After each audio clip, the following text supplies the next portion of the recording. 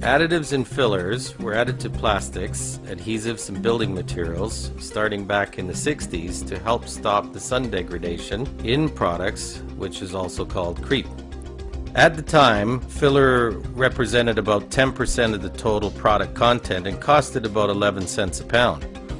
Then the plastic producers got wise to this and saw that 50% could be added, saving half of the dollar per pound, usually building materials such as plastic, and substituted at the 11 cents per pound for the cost of filler. By the time the plastics engineers figured out the sweet point and realized too much filler dropped off the physical properties and therefore limited the content to acceptable standards, which was around the 50% mark. Then, of course, the baby boomer market took over, and every form of filler was pumped into these products to extend the market or to increase the amount of building products that were made available. And with that, of course, came the misfortune of the health degradation, people using puffers, lung infections. Both of these charts seem to strikingly match each other. For the last 20 years, I've been a construction superintendent doing jobs 2 million and above. Prior to 2002, I was in the mold removal business. My brother came up to Ottawa to gather samples to later do some burn tests. He found that the product with filler contained mold and the product without filler did not contain mold. Take a simple test of what you see. On your way home from work tonight, look at the shingles in your area. Note the black streaks of glowy capsicum magma mold which is seen on the newer shingles.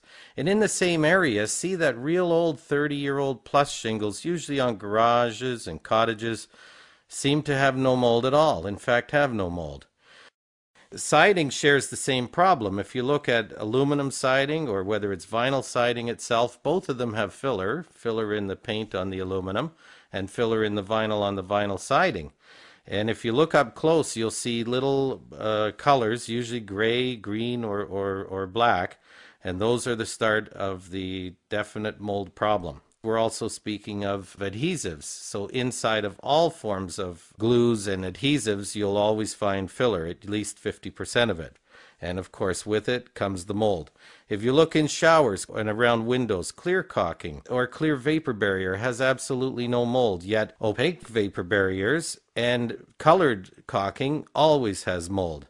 Fact is, it was so easy to prove, to do burn tests on all of these products, we found that the only substance remaining after the burn test was in fact limestone, which was the filler, and of course all of these products that we tested with filler had mold. The answers came after 10 years of persistence in R&D work, resulting in the proof being obtained from all people and Canadian New Brunswicker, Donald Mark Mead. Initial patents were filed after 2 years of research and studies conducted by Martin Lilly, who was DuPont's resident filler expert for over 30 years, to prove out these claims. A professional development of 3 generations of trial and error equipment were built to verify each element of these claims. Claims meaning new developments to support a patent that were never done before, no prior art. And these claims were the listings of Martin Lilly and Donald Mead to create what is today the patents that cover what is considered a bulletproof patent for these protection over these products and these claims. During the same time of plant productions, 100 customers received the RX100 fillers and put them into regular product runs across a wide spectrum of parts and components in Canada and United States, to which not a single product failure has been reported or occurred to date. Another patent was then filed intensifying protectionism around the synthetic carbide lime, causing the need to categorize the antimicrobial filler.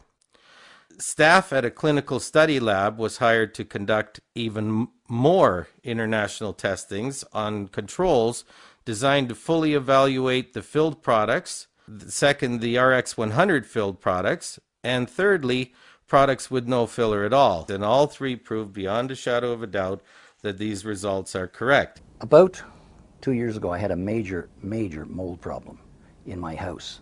It probably cost in the range of $150,000 to $200,000 to remove it. It was very serious. About 50 years ago, when I was a kid, we had a flood in our house, and the water was about 2 feet deep, and there was no mold, and I didn't understand how come we had all this mold in our house from a little bit of water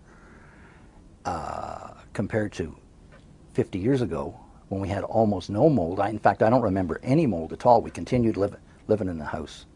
Don explained to me how the product that he has eliminates mold at the source, and I was pretty damn impressed.